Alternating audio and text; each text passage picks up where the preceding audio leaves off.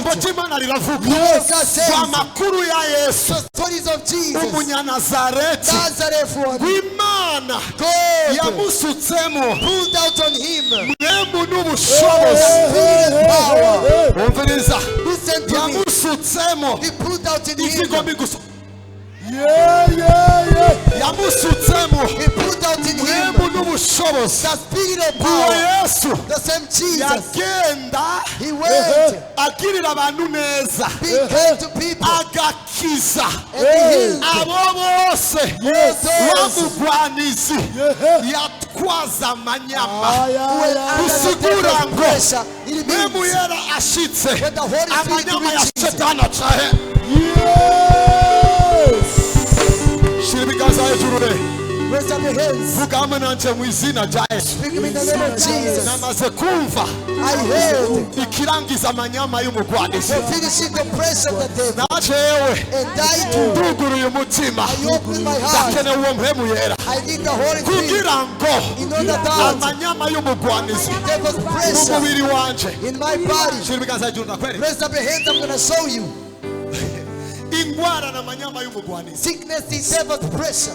vya bibazo vyo mu muryango wawe The troubles of your family na manyama y'umugwanizi and the devil's pressure. ya daimoni gumi gukwegera mu vyaha The demon attracts you to kumbe na sin manyama y'umugwanizi and the devil's pressure. Abisirayeli Israelites, babona Yesu they saw Jesus. babona Yesu They saw Jesus akiza abagwayi healing the sick. kumbe Yesu Now Jesus yariko ararangiza amanyama was y'umugwanizi ending devil's pressure. mukanya gato To the very soul. ugomba wakire mpemu yera listen shira ibiganza hejuru Raise up your hands. shira ibiganza hejuru Raise up your hands. ivyuma biceceke gato gusa aha rero niyo bigomba bibere ngo agahinyuza kabere Kalvari shira ibiganza hejuru Raise up your hands. mana mvuze What I speak ubumenyi buke mfise in a short knowledge of God and igikorwa nyamukuru waje gukora a great service you came to do. waruje kugurura umuryango You came to open the door kugira ngo umuntu adashoboye for a neighbor person. aronke inkomezi ziva mu ijuru He may get strength from heaven. maze atangure gushobozwa He's gonna start being possible to umunsi you. Yesu yabaye ku isi When Jesus was the earth, yaje ari imana he came like ariko God, wenyine ubwiwe but himself, ntiyashoboye he couldn't do anything. yarashobozwa na mpemu yera But to be strengthened by the Holy Spirit. nicyo gituma And that's why bari kuradutangariza natwe you are informing us, yuko nawe mugerageza gute though we may ivyo try, bintu navyo mushoboye you can't do ariko something. mpemu yera niyabazako But when the Holy Spirit shall come to you, ndabizi ko uyu mwanya I know right now, wari urindiriye kuturusha you've been waiting for it. kuko wari ukeneye gusuka mpemu wawe You've been wanting to raba send the Holy imitima Spirit. y'abana bawe Look the heart of your children irugurutse and open up. suka mpemu wawe Pull out your Holy Spirit. suka mpemu wawe Pull out your Holy Spirit. suka mpemu wawe Pull out your Holy suka Spirit. mpemu wawe Pull out your Holy suka Spirit. mpemu wawe Pull out your Holy suka Spirit. mpemu wawe Pull out your Holy suka Spirit. mpemu wawe Pull out your Holy Spirit. suka mpemu Pull wawe out your Holy suka Spirit. mpemu wawe Pull out your Holy suka Spirit. mpemu wawe Pull out your Holy suka Spirit. mpemu wawe Pull out your Holy ijambo Spirit. riravuga The word says, hanyuma y'ivyo after that, nzosuka mpemu I wanje shall pour out my ku bafise spirit. umubiri bose bose Those who have the flesh, suka mpemu wawe pour out your ku Holy bafise Spirit. umubiri For all with flesh, komeza ibiganza hejuru raise up your hands. komeza ibiganza hejuru Raise up your hands. yo ngo abahungu n'abakobwa banyu Your son, your ngo daughters, bazovugishwa they nanje shall prophesy. ngo abatama nabo Your old people, basogira insosi they shall have a dream. suka mpemu wawe Pull out your ejo Holy Spirit. warambwiye You told me igikorane in the crusade, urashobora kukirangiza you may end it ubasize there. kwa kundi You left na them. jewe Even I igihe left. nagiye As I went, narabasigiye mpemu yera you pulled out the Holy basabire Spirit. mpemu yera I asked for the Holy basabire Ghost. mpemu yera I asked for the Holy basabire Ghost. mpemu yera I asked for the Holy Ghost. komeza ibiganza hejuru Raise up your hands. akandi gaterere kagufi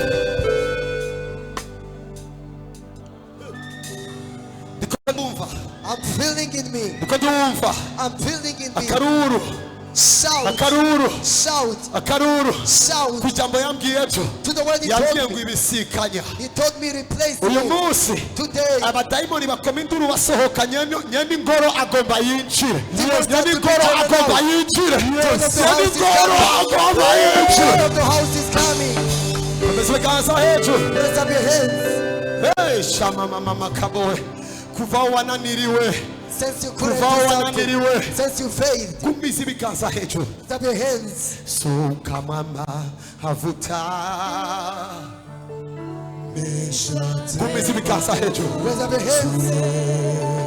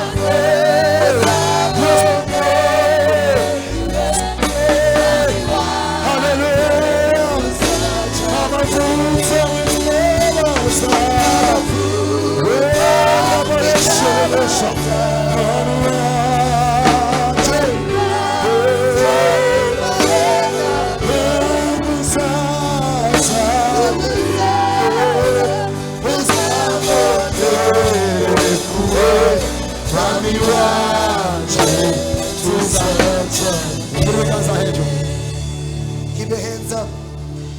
Na delivrance nini nigeze mbona No single deliverance I've never done kiretse ukugendererwa na mpwemuye except to be visited by the Holy Spirit. na n'ubucuti And there is no no friendship. guhanura kugira n'uwari we wese I advise you to anybody, ariko uzoba inshuti ya mpwemuye. I have the friend of the Holy Spirit. Shira ibiganza hejuru ndakubwira ivyo agomba akora. Keep your hands up, I'm gonna inform you. Umuntu wese Everyone, afise ingabire you've got a gift Imana yamuhamagaye that God has called you for, kugira ngo abe ijwi ryayo to be His voice mu muryango, in a family, mu bavukanyi, in your siblings, mu karere, in your area. arota indoto, You dream a dream, agira amayerekwa, you have visions, avugishwe n'Imana. you prophesied by God. ariko umwasi akaba yaramugwanije. But the devil has stopped you. Uyu mwanya nyene Right now, agiye kuzura mpemu yera mu rugezo rwo the Holy hejuru. Spirit is gonna fill you. Hey.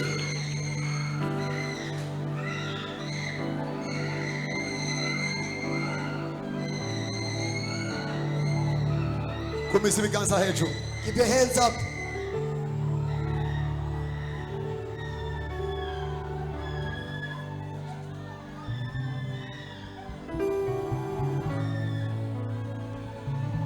Yes. Kumisa ibiganza hejuru. Keep your hands up. Umuntu wese Everyone, yahamagariwe kuvugishwa you n'Imana, are called to prophesy. ariko abadayimoni bakaba baramugwanije. But demon are against you. Ubushobozi bugiye kukuzungurusha aho uri. The power gonna make you surround. Rakatabayesh. Yes. Shira ibiganza hejuru. Raise up your hands.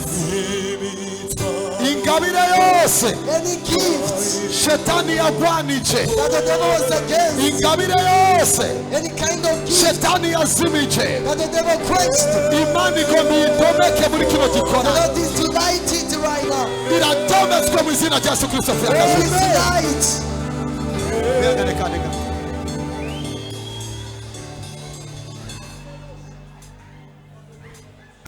Shira ibiganza hejuru. Keep your hands up.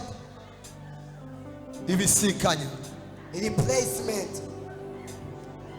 ibisikanya, Replacement. ibisikanya, Replacement. ibisikanya, Replacement. ibisikanya, Replacement. ibisikanya, Replacement. ibisikanya. Replacement. Mwe mu bwenge yinjire, May the spirit of knowledge imwe mu enter. y'ubucucu isohoke. You must feel free No to mu come out. banyeshure, no mu bagabo, Even the no mu husband, badamu, in the wives. mwe mu bwenge yinjire. May the spirit of No mu wisdom bwenge enter. yinjire. May the spirit of No wisdom mu enter. bwenge May yinjire. the spirit of wisdom enter.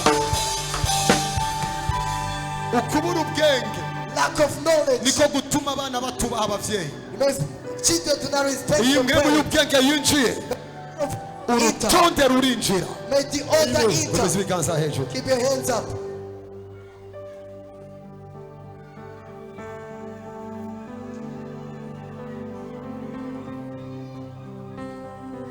Ijambo ry'Imana riravuga The word of God says, mu gitabo c'Abaroma the book of Romans, igice c'umunani chapter 8, umurongo wa 14, verse 14. abayobogwa na mwe muhoraho bose nibo bana b'Imana. But those who are led by God's Spirit are the children of God. Shira ibiganza hejuru. Keep your hands up.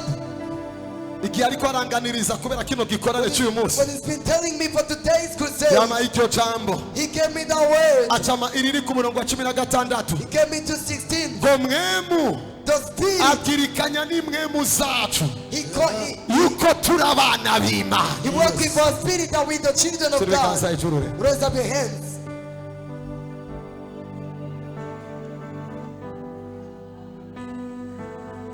Abagomba gutera imbuto bacane hariya kugira. If you want to sit, just you may do it. Shira ibiganza hejuru. Raise up your hands. Jesus. Holy Spirit. Holy Spirit. Murazi igituma ndabatwaye mu gacerere, You know the reason why I tell you to stay quiet. niyo mwemu yera yinjira cyane. That the Holy Spirit enter. Hajya twariko turugurura imitima. They've been opening the hearts. Ubu rero ibice 80 kwijana Now these 80% by'abari ngaha of those who are here ntibakiciyumvira ivyo mwisi muri uyu are now mwanya, thinking earthly bamaze matters. kuduga mu gicu cyo hejuru. They've ascended in a above atmosphere. Aho niho bita muri lieu de rencontre, That we call in an aho appointment bita ku line. musozi Sayoni, That we call on site. Mountain Zion. Zion Mountain. Aho niho imitima yacu iri. Till we reach God. Gomeza ibiganza hejuru. Keep your hands up. Nagomba ko mwikonsantra I want you concentrating. n'abantu muri ko muraza gutera imbuto, mwikonsantre murekane n'ivyo murabikora mu nyuma. Reka tugume ngaha, turakeneye Imana, Just turakeneye Imana. concentrate yourself. We need God indeed. Nimuratahura petete, You've never understood. nababwiye mu mvugo yumvika, I told you in a true saying. ndanyotewe I'm a thirsty kubona mwe munakiriye for seeing the Holy Spirit that received akwisukamo mu buryo bwuzuye. pour out in you in a really way. Nari imfuvyi I atavyizigira, was an orphan with mwe hopeless. muyera arambereye The umuvyeyi. Holy Spirit became my father.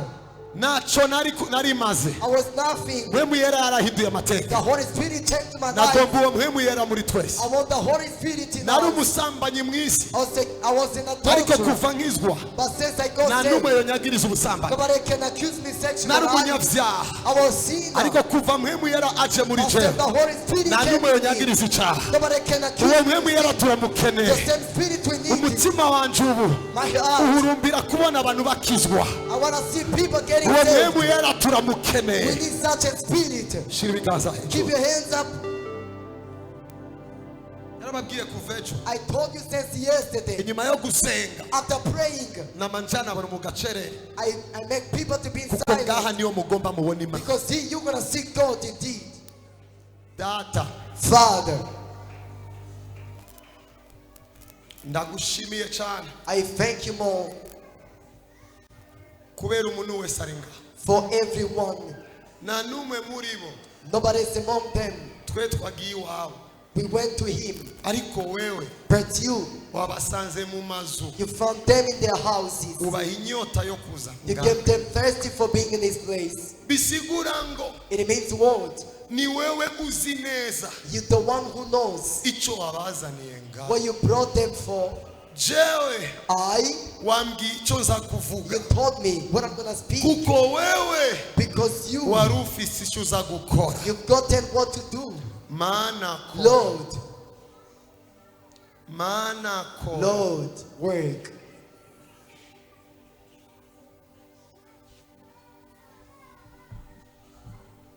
ndabona ubuzima bw'abantu barenga 30 bagiye gukogwako n'ubushobozi bwa mwemwe. I see the lives of more than 30 people. They're going to be touched by the power of Kumisa God. ibiganza hejuru. Keep your hands up. Muri rencontre iri spirituelle gutya gukoma amashi si bibi ariko kandi ari igihe bigusamara izose. Kumisa ibiganza gusa hejuru. Keep only your hands up. Warabwiwe n'Imana kenshi You were told by God most yukuri ubutabazi bw'umuryango. that you're the salvation of your family. Ariko niwabona aho bizoja. But you don't see where you're going to start. Hemu wo kubigushoboza. The spirit of helping you, Arakwinjiyemo. He fills you.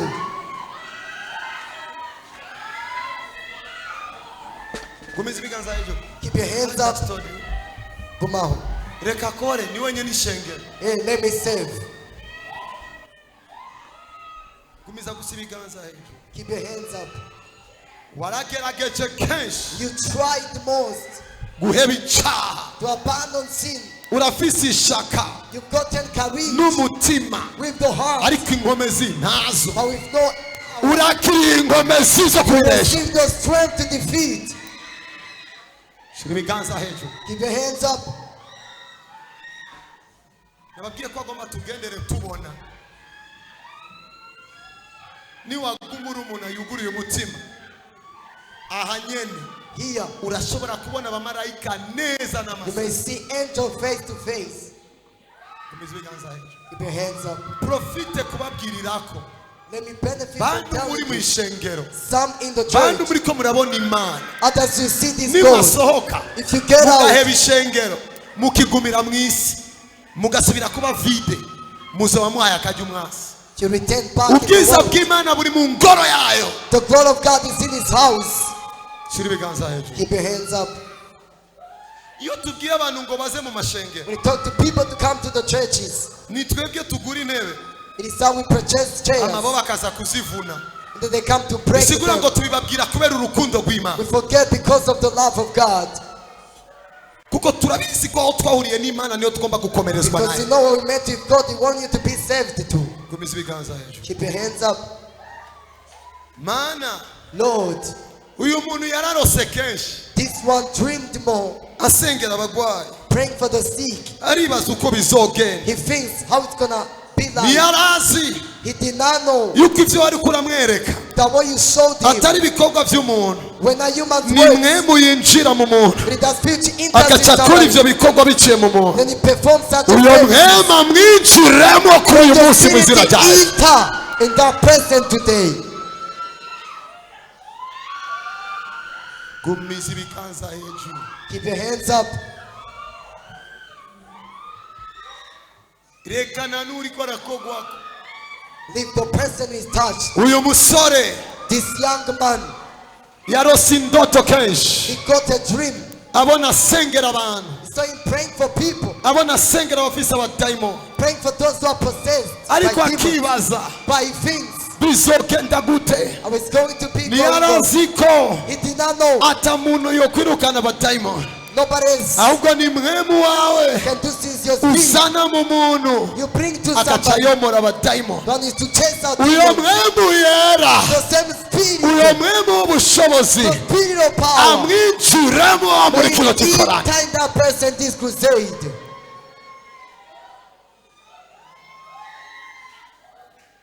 Abayobogwa na mwemu w'Imana Those who are led by God's spirit nibo bana b'Imana. are the children of God. Uyu muntu This one, yaragerageje you tried biramunanira. in vain. Mwemu wawe Your spirit, Lord. niwe yaje muri Salomo He came in Solomon, acika umwami w'umunyabwenge. came a wise king. Uwo mwemu w'ubwenge The wise king. yinjire muri uyo muntu. Enter in that person.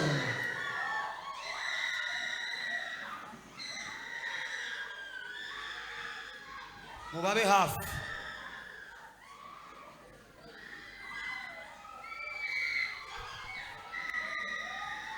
Yes. Jesus. Yes. Jesus. Yes. Jesus. Jambo ryawe riravuga. Where it says, Namagara ndakwita. call upon me, I'm going to answer you. Kumeza ibiganza hejuru. Keep your hands up.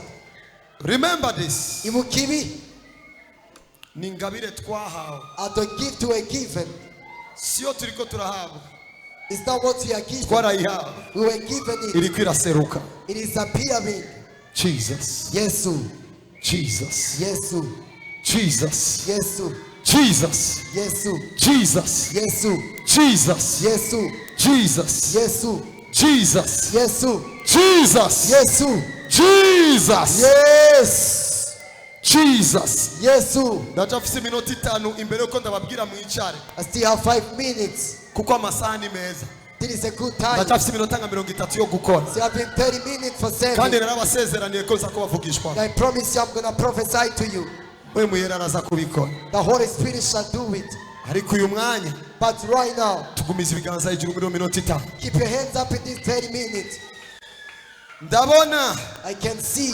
Ndabona mu isi y'imwemu I can see the realm of the Spirit. abantu bariko bararobanuzwa, People are being anointed, bakugwa mu bandi, being taken from others, baduzwa, being shifted, baduzwa, being elevated, baduzwa, being shifted, baduzwa. being elevated. Uyu mwanya ndabandanya mbona I continue to see abantu bariko baraduzwa, people are being shifted, bakugwa mu miryango yabo, being taken from their families, baduzwa kuba ibikoresho vy'Imana. being shifted to be the vessels of Hama ndiko God. ndabona baduzwa, And I see you being shifted. ngabona babasutseko amavuta, They anoint you. abandi ngabona bariko barambara ibitsibo. Others are being crowned. Hama ca numva ndiko ndabwirwa mu isi y'imwemu And I can hear the realm ngo of the hariye Spirit. agiye kubiduzwa ry'ibikoresho There's bishasha, going to be the shifting of agiye new vessels. kubiduzwa ry'ibikoresho bishasha muri kino Shifting gihugu of no the new kwisi, vessels in this world, all over the country.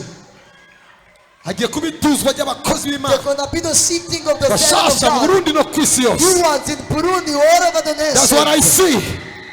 That's what I see. Prophesy. Ibi nivyo ndiko ndabona. Prophesy. Unganwe guzuye A new ubushobozi. generation in power. Prophesy. Ndiko ndaraba I can see abo bariko baraduzwa, those who are shifting mbona bariko barabambika amasentire y'imikandara, and soften the belt. amabelt ndiko ndabona babambika amasentire, mbonye belt. bamwe bambara imikandara y'izahabu. Some they wear the gold Imana belt. igira ngo God tells me ngiye guhagurutsa abanyakuri buzuye ukuri. I'm going to raise up true persons. Ibi ndiko ndabona What I'm speaking, biriko biba ngaha muri sare, they take biriko place biba in this kwisi room yose, kwisi yose. and all over the world. Abantu bafise inyota But we're thirsty. yo kubona abantu bakizwa batanyotewe We amafaranga, see people getting saved, not the taste of money. abantu banyotewe kubona abanyabyaha bava mu byaha. But people seeing sinners getting from the sins. Hey, Hey, najanywe n'ingoga. I was transferred. Mbona magararanye na I'm Yesaya. still standing with Isaiah. Chambona I saw iyerekwa. a feature. Bijanye na Yesaya bona. How Isaiah Chanumva ijwi rimbwira ngo ntumende. I don't for telling me who shall I Umuntu say. wese ari ngaha. Every person in the Umuntu house. wese ariko aranyumviriza. Person is listening to me. Yemereye ko Imana imutuma mu muryango wiwe. For God to send in your Yuko Imana family. imutuma ku kazi ahakora. They can send you to your job. Yuko Imana imutuma ku ishure They can yigako. send you at his school. Shira ibiganza hejuru. Raise up your hands. Kuko benshi For so many, mwibaza ngo muronse ubuzi. you think you've gotten Kuko jobs. Imana ibarungika ku kazi kugira ngo mugende mwivuge. Can send you to the job to speak for him. Oh, Jesus. oh, Jesus. Yesu. Jesus. Tuzi ibiganza ubwire Yesu ngo ndi hano. Keep your hands up. Tuma jewe. Say, send me Tuma Jesus. jewe. Send me Jesus. Bandanye ubisubiramo. Repeat the words Mu minota mike in less minutes. azoba agwaye amavuta yo gukora iyo For misiyo. giving you the anointing to do so. Tuma jewe. Send me Jesus. Tuma jewe. Send me Jesus. Tuma jewe. Send me Jesus. Tuma jewe. Send me Jesus. Tuma jewe. Send me Jesus. Tuma jewe. Here I am, send me Lord. Tuma jewe. Here I am, send me Tuma Lord. jewe. Here I am, send me Tuma Lord. jewe. Here I am, send me Tuma Lord. jewe. Here I am, send me Tuma Lord. jewe. Here I am, send me Tuma Lord. jewe. Here I am, send me Tuma Lord. jewe. Here I am, send me Tuma Lord. jewe. Here I am, send me Tuma Lord. jewe. Here I am, send me Tuma Lord. jewe. Here I am, send me Tuma Lord. jewe. Here I am, send me Lord. Tuma jewe. Send me Lord.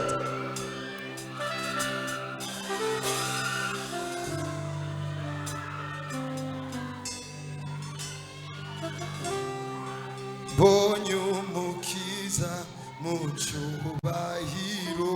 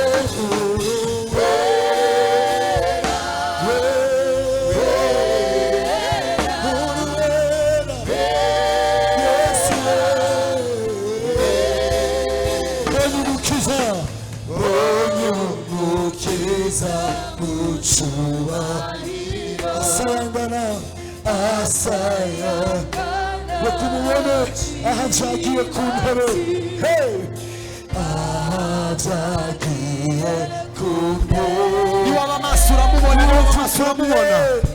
hallelujah oh test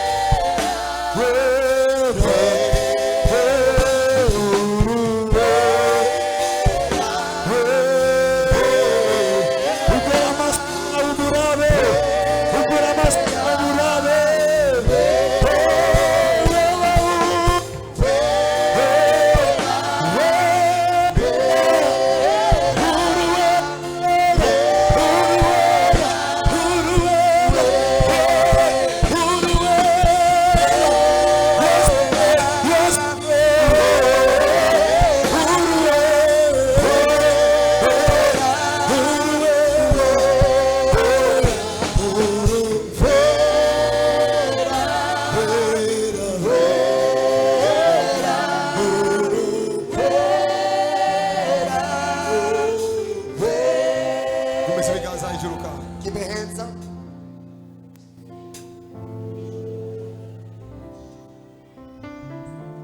Oh Jésus.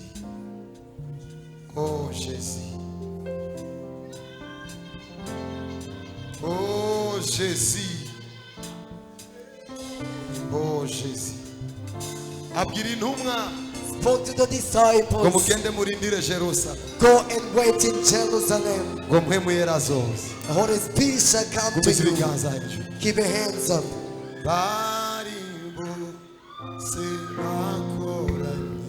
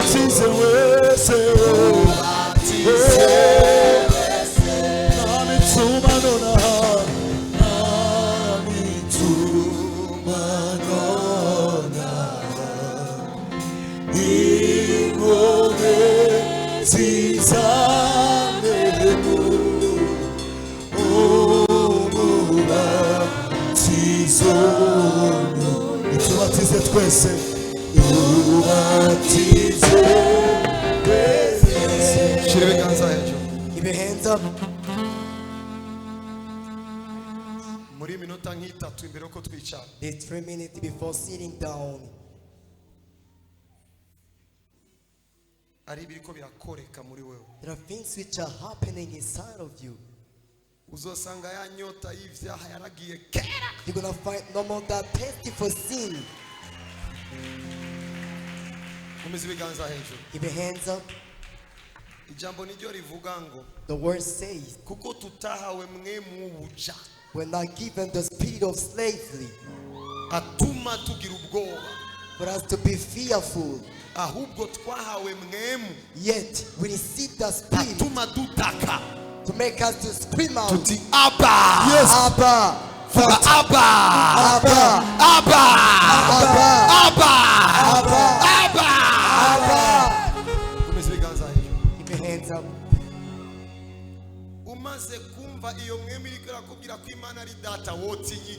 After the spirit is telling you, I'm your father, what can you fear? Raise up your hands.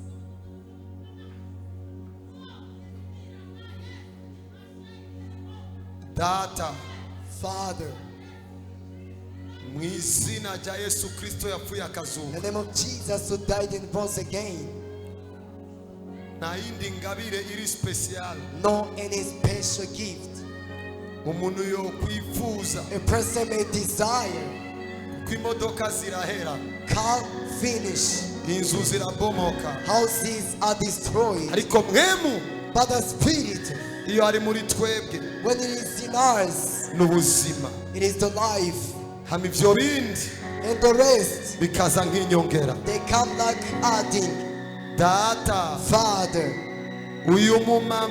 this woman, give him the gift beyond the rest, the Holy Spirit. This father, give him the gift which is above, the Holy Spirit. This daughter, ndamusaba ingabire iruta iyindi. I ask for him the spirit which is so great, the Holy Spirit. N'uyu musore Even this young man, ndamusaba ingabire iruta I iyindi. ask for him a gift which is above. Mwemu yera. Holy Spirit. Tugumize ibiganza. Keep your hands up. Rimwe. One. Uko nyene imwemu indwi. As 7 spirits zari ziri muri we. They were in him. Ariko zose ni mwemu yera mu mazina atandukanye. Uko nyene niko ninaharura rimwe. Since I'm gonna reckon 1. Urakira. You're gonna receive mwemu uhoraho. The spirit of the Lord. Kabiri. 2. Ni mwemu ubwenge. Spirit of wisdom. 3. Mwemu kumenya. Knowledge.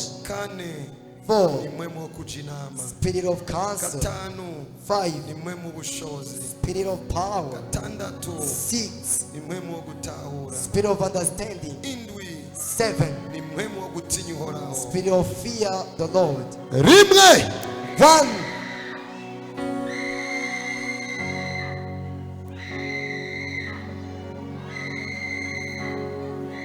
Wibuke ko yambwiye ko haza kubaho ibisikanya. Remember he told me they're gonna be the mwemu ubwenge ni yaza mwemu ubucucu arasohotse. Mwemu uhoraho aje mwemu ikuzimu aragiye. The spirit of the Lord comes. Her spirit is out. Mwemu ubumenyi ni yaza mwemu kutamenya aragiye. Spirit of knowledge comes. Spirit of foolishness is out. Ubwoko bwanje burahona kubera kutamenya. kutamenya. God say my people perish because of lack of knowledge. Mwemu wo kujinama ni yaza. Spirit of counsel will mwemu inama mbi arasohoka. So if evil plot will be out. Mwemu ubushobozi ni yaza. The spirit of power will be coming. Ya mwemu coming. mbi inenge irasohoka. Spirit of weaknesses will be driven out. Mwemu wo gutahura ni yaza. The spirit of understanding shall come. Mwemu yo kudatahurira agiye. Spirit of ignorance mwemu will wo come out. gutinya uhoraho ni yaza. Spirit of fearing the Lord as he gonna come. Mwemu wo kumenyera Imana ikisohoka. Kabiri. 2. mwemu y'ubwenge. Spirit of wisdom. mwemu y'ubwenge yisuke mu bantu. Spirit of wisdom come in us. 3. 3. mwemu wo kumenya. Spirit of understanding. mwemu ubumenyi yisuke mu bantu. Spirit of knowledge come in us. mwemu wo kujina. Spirit of counsel. mwemu wo kujinama yisuke mu bantu. Spirit of counsel fill us. 5. mwemu ubushobozi. Spirit of power. mwemu ubushobozi yisuke mu bantu. Spirit of power fill us. 6. mwemu wo gutahura. Spirit of understanding. mwemu wo gutahura yisuke. Of understanding fill us. 7. mwemu wo gutinya uhoraho. Spirit of mwemu wo gutinya uhoraho yisuke. Spirit of fearing God.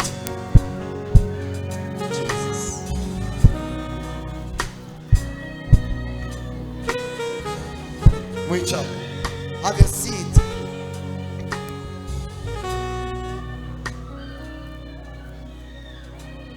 Mwicha. Have your seat.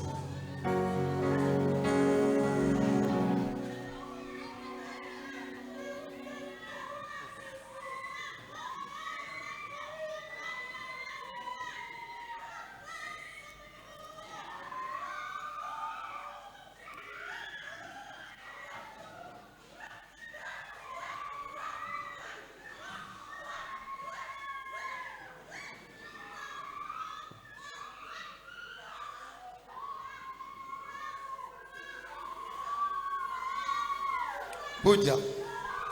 Indeed. Chatumye Yesu akora kino gikorana. Made Jesus to do this service. Kwari kugira ngo. It was done. Abatarakizwa bakizwe. Those who did not save, they may get saved. Abamaze gukizwa. Those who are saved, bakomere mu mwami. They may be strengthened in the Lord. Babonye ivyo umwami ashoboye gukora. If they can see what the Lord is to do, bakomere muri we. They're gonna be strong. Keep your right hand up. Say in the name of Jesus Christ. What my eyes used to see, it is to remain in my Jesus. Say, devil, your dominion upon my life, it's over. Where I was obeying you, it finishes.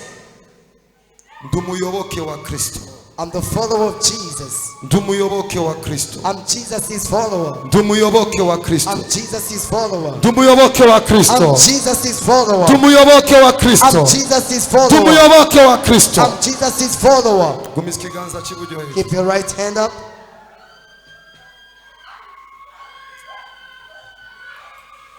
Icyo Paulo yari afise. What Paul has gotten. Amamodoka menshi. And a lot of cars. Yari afise muhemu yera. He has gotten the Holy Spirit. Icyo Petero yari afise. What Peter was had. Amatrain. And not trains. Yari afise muhemu yera. He has gotten the Holy Spirit. Mbere n'icyatandukanije Dawudi nabo bavukana. Separated David and his siblings. Yari afise muhemu yera. He has gotten the Holy Spirit. Icyo Musa yari afise. What Moses has gotten.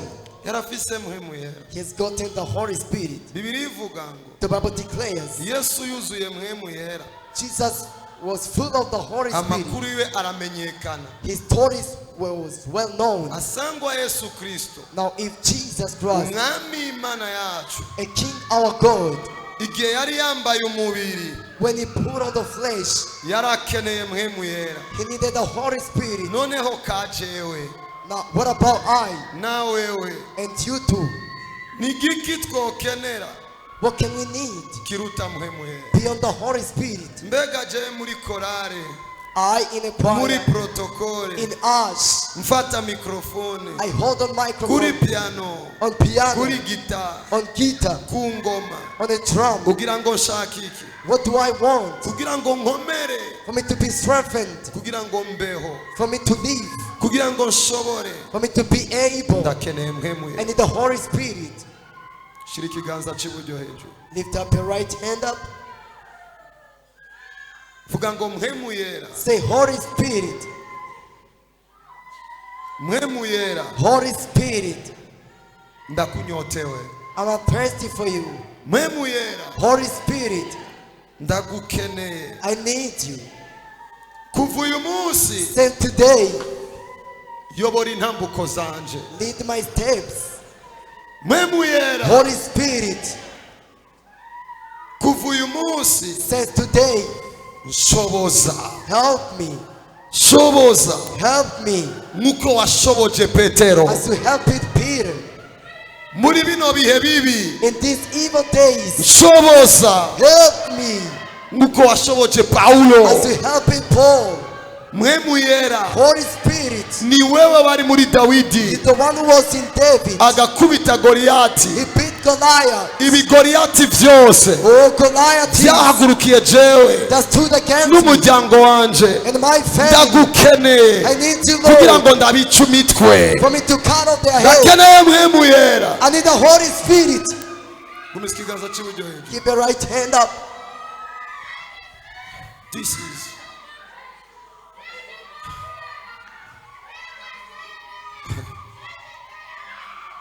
iri banga The secret, murigumye keep it mwame mukoranira hamwe. gather together. Ntukoregwe uyu munsi. Don't be saved today.